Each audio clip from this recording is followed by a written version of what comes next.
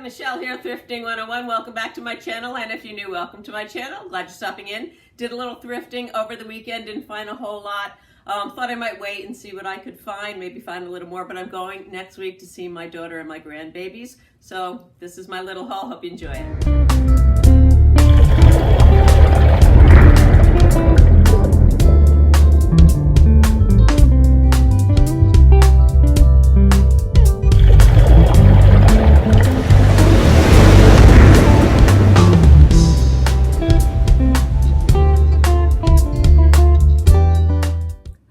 Up at the Melbourne Goodwill, I paid $5 for 5 bread and butter plates. They are made by Harker Pottery, and the pattern is called HAR 51.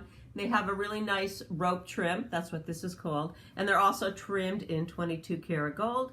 They feature really nice antique cars on them, and a little information about Harker Pottery. They were incorporated in 1890 in East Liverpool, Ohio. They moved to Clarksville, West Virginia in 1931, and I found this kind of interesting. They were sold to the Jeanette Glass Company in 1971 and ceased all productions in 1972, so I guess that was kind of short-lived, and I think I'll ask about $15 for the set of 5.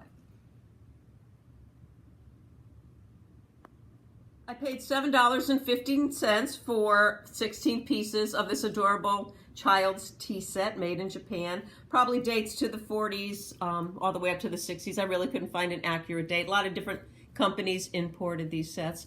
And what's really nice about this set is it's all in great condition, and they're children's toys.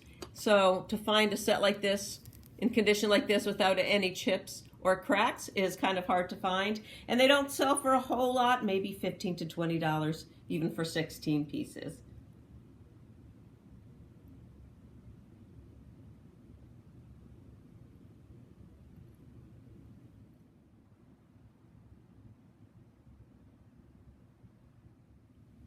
I paid half price for this gorgeous Bavarian bowl. It's hand painted. I paid $7.50 for it. It's a 9.5-inch oval veggie bowl, and the pattern is called Wild Rose Scalloped. Wild Rose also came in different patterns. This just happens to be scalloped. And if you take a really good look at it, it's just awesomely pretty. It's peach and blush background.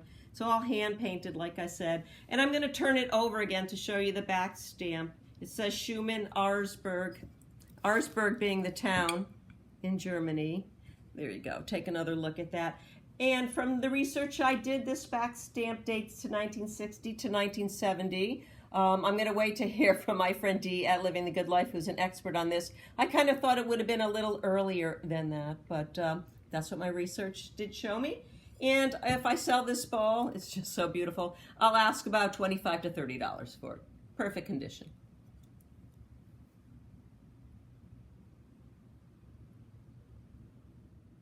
I don't really know much about this vase, except that I really love it, and it seems very mid-century to me. The gold speckled trim there, and the applique, and the color. Don't really know much about it. Like I said, I paid $1.50 for it. It's in really nice shape. It is missing a little applique right there.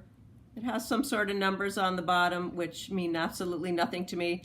I couldn't really find much out on it. I did see a few others listed sort of like this, in about the same condition. They go for about $8 to $10.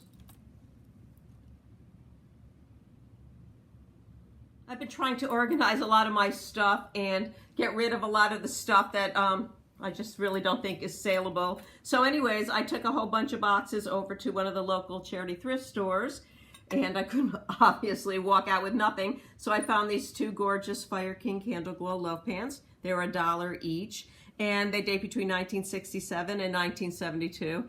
And when I went to pay for them, the woman said, even though you dropped up 5 boxes, I still have to charge you for them. And I said, of course you do.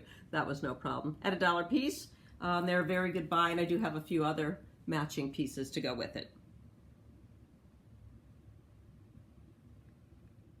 I love hand-painted vases, and this one I got for 50 cents, so I kind of couldn't pass it up. When I got home, I did notice it was missing a little bit of a flower. And I went to do a bit of research on it, thinking I wouldn't find much on it. As you can see, it has a puntil on there, but no label or anything. But actually, right away, it came up as Fenton which surprised me. It's actually a Fenton hand-painted vase that was made for Teleflora. And they sell fairly well. If they were in great shape, it would be $15 to $25. But seeing that it's missing some of the flowers, I think I'll ask about $5 for it.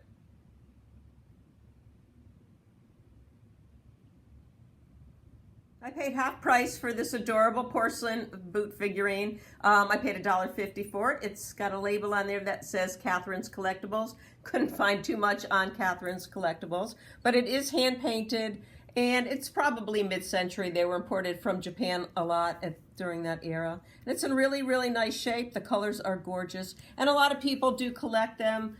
So I think I'll ask maybe $10 to $12 for it.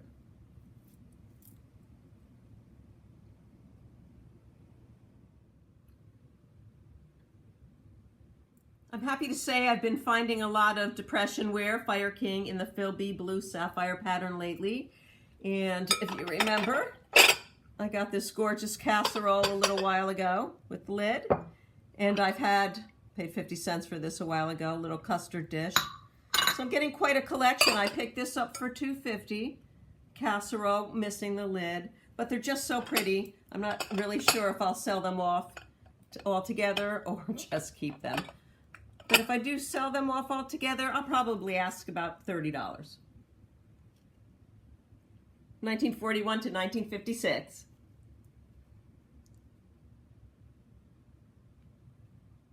I paid 50 cents for this piece, and I was really excited when I saw it because this is authentic cobalt blue Depression wear made by Hazel Atlas, and the pattern is called Chevron, dates to the 1930s. It's a 12-ounce pitcher. They also made them in pink, and the reason it was only 50 cents is you can see right here, it's got a little bit of a chip on it, but that's okay because I will put this in my collection. They do sell in good condition, probably for $10 to $15. And the color was also known, by the way, as Ritz Blue. Thought that was interesting, a little note. Picked this frosted Tom Collins glass up for 50 cents, and I just love finding these swanky swigs from the 1960s. It's got a 1911 Maxwell car on it, and it's in pretty good shape.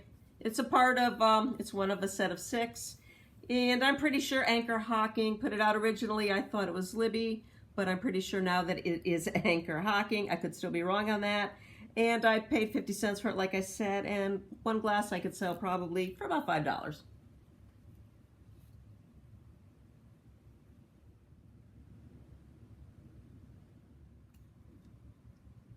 I paid $1 for this handled cottage candle holder. That's what it's called. It's English ironstone pottery. And English ironstone pottery was first made in the UK in the early 19th century, kind of as a poor man's alternative to porcelain. It's a hard-fired clay. This, I believe, dates to the 1920s, maybe the 1930s.